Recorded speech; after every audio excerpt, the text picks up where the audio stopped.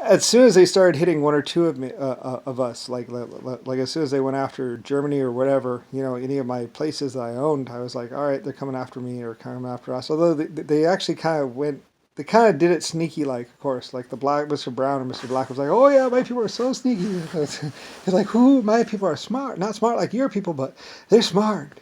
They're real smart. They'll fool you, and blah blah blah, and blah blah. And I don't even know why I was talking to him. I was just talking to him. I think he was just playing with me, really trying to make me think like I had him captured, and I was like, I don't buy it. I don't believe it. I'm not going to get overconfident on this one. So because I mean he attacked a lot of people and killed a lot of people. I mean, and I wasn't prepared once. And then after that, like I say, I mean he would go for all weapons and all destruction, just punch him out. Do the old Hama Ali, just like punch out. And besides, he seemed to love Hama Ali or something, which is black or whatever. He tried to say he was a white guy, but he wasn't. Anyway, though, he tried to say Muhammad Ali was white, and but he wasn't. He was black. Anyway, all the great people were black, basically. I mean, black was like black is king, black is all, and because I mean he was black too, so he wouldn't let anyone else be in power that wasn't his race or his type. So anyway, it went all for attack and nothing really in defense, and I went the other way, you know, because I was already in control and already in power and already rich. It's like, well, if I build a weapon to kill these people, whatever, I'm just going to be, basically be handing them weapons. So I was like, well, no, I'm going to go for defense, and that way they'll have to pry us out and kill us one by one. A lot of the mine shafts, it's like, well, get it down to a single corridor they'll have to squeeze through to get to us. I was going all defense because I can build, I can start 50 bunkers and bases to be built right away without worrying about it. If I built a weapon, then well, what if that weapon gets captured and all that other stuff, and I have to worry about all that, and it's like, nah, just go all defense, and then be prepared, Whereas Mr. Brown and everyone else, they were going for all for attack, and like I didn't even have to worry about the attack part because like, well, they're coming after me because I'm the one in power and the most rich person here, and the most powerful person here, so they're going to come after me, so.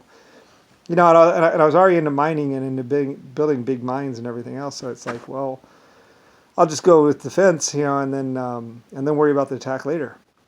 Once I know who to attack, because otherwise, you don't know who's, and that's what they're doing. They're going in there, they were killing people, and then basically saying, yeah, yeah, yeah, this white guy, he's in power, and that kind of also told me who might be doing it too. And I was wondering where all the black people were, and they were hiding in the background. I was like, where's all the black people? Of course, I didn't know they tried to kill everyone already, and stuff like that. They were trying to hide, until they could slowly crush my people and kill my people and all that. So it gets really complicated, over the last, 500 years or so, where basically the black people are doing this thing, and basically Mr. Brown, he's claiming how I killed his son and all this other stuff. It's like, well, you had 500 sons, and I didn't kill him. He was raping a girl and she killed him. That's what happened. He went. They were like 30 of them were taking on like 5 women, and the women killed them because they were raping them. And the women had a weapon, and one of the girls had a weapon or something like that, and they shot him dead.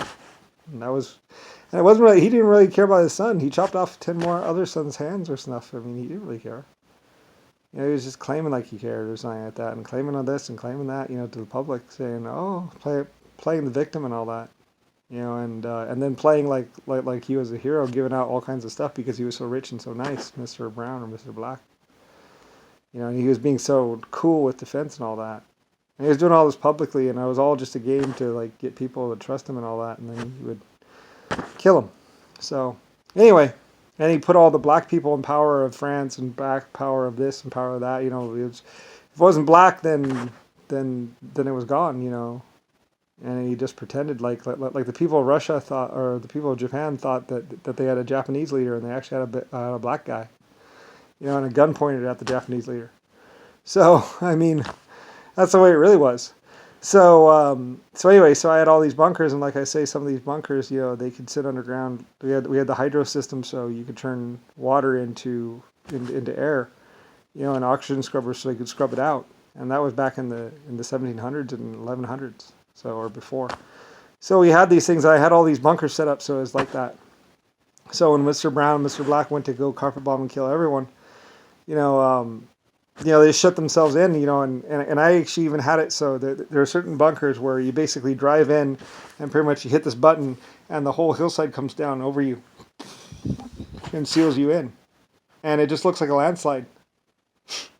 I had these bunkers where literally you drive in and then you hit this button on the wall and the chargers on the mountain blow the mountain and the mountain comes over and covers it.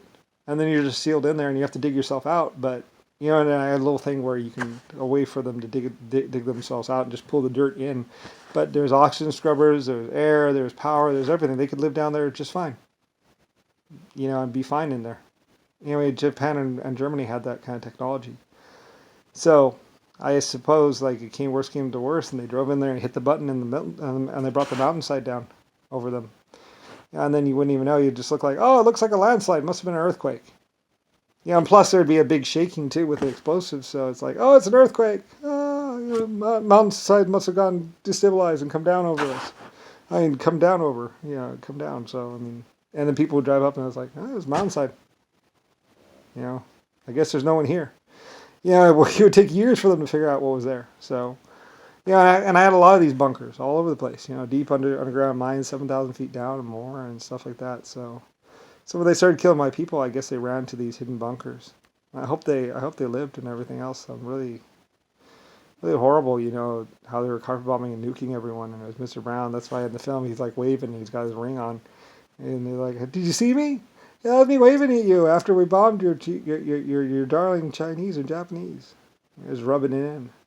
How he had basically killed off all my wonderful people, my Germans and my Irish and my Japanese. He had started nuking, and he had already made the film where he could laugh at me, from beyond the grave or whatever. Of course, he's not dead, or he's going to die. Anyway, I don't know. He ended up being in a bunker for 20 years himself because they were hunting him after the Olympic thing. So. Anyway, yeah, so I went all for defense and just basically hit the panic button, and then as a person I basically said, oh yeah, I surrender, and blah blah, and this and that. It's like, well, I'm a person now. I'm no longer in power. I'm no longer what I used to be. So it's up to my people now, and either I prepared them or I didn't. So the American government and everything else, is emergency. So anyway, that's what happened, and.